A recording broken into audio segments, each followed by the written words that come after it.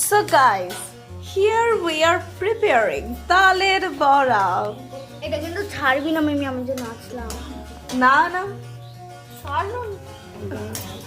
this is the original sound and we are here preparing তালের বড়া in the month of Shravan.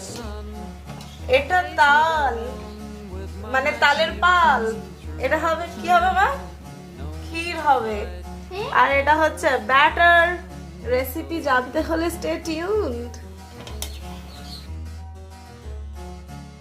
Every time, just like the last, on the ship tied to the mast, to distant lands, takes both my hands, never a frown, with golden brown. Now I am here going to eat তালের বড়া।